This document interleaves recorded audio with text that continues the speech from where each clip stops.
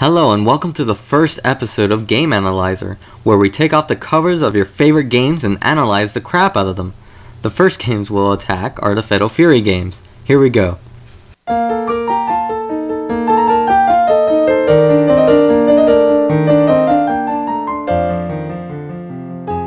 On the surface, Fatal Fury seems like a traditional non-serious fighting game, but where there are characters, there also lies depth, and the Fatal Fury characters are pretty deep.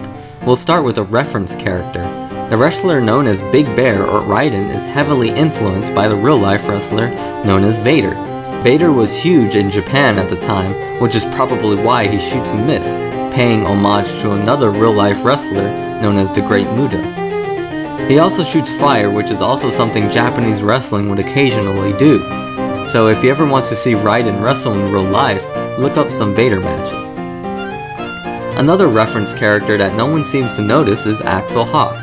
He bears a striking resemblance to real-life boxer Butterbean, who was transitioning to boxing at the time and became very successful at it. The most popular character in the series is without a doubt Terry Bogard, and in America he's probably the most beloved SNK character of all time. Some may even consider him an alternate mascot for the SNK games. Like other mascots, he shares a motif.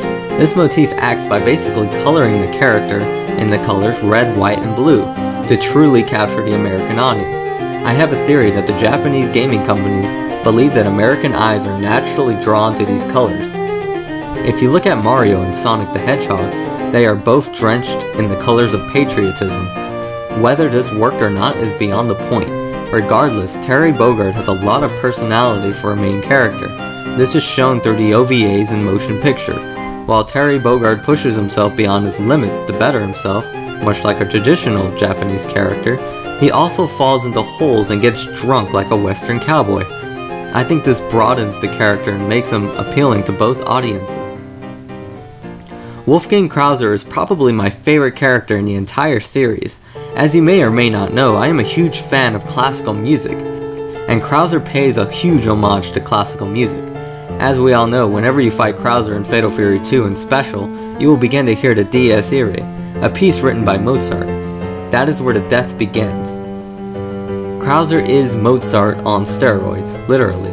They both share the same first name, Wolfgang for starters, and if you mainly go by the games, the similarities in there.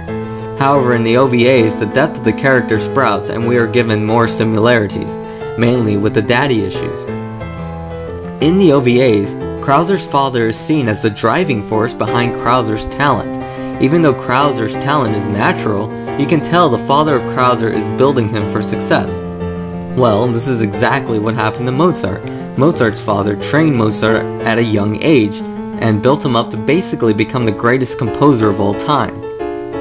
Also, close to the end of both Krauser and Mozart's life, they are haunted by ghosts of their fathers. Even though it's only rumored, it is believed someone dressed in Mozart's father's favorite costume and paid Mozart to write his final song. This is best shown in the movie Amadeus, which has that final song as a Dies Irae, as a coincidence. In Krauser's case, he is haunted by dreams of his father and plays his father's favorite tune on the organ. A really strong motif that the OVA used was when Terry enters the room for the final fight with Krauser. It is at this point Krauser stops playing his father's favorite tune in the middle of the song, thus leaving the song unfinished. I believe this is a reference to Mozart's Requiem Mass in D minor, a piece left unfinished due to Mozart's death. In the second OVA and motion picture, Geese can be comparable to Beethoven. Even though Beethoven didn't have a natural talent that Mozart did, he did eventually surpass him with hard work. Well, in my eyes.